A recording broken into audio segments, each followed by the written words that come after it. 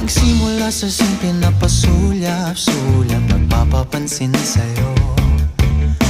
Umabot sa palitan ng mga mensahe, kilig na kilig ako. Kumusta, kain na, hello, magandang umaga. Ingat ka, pahinga, huwag kang masyadong magpupuyat pa.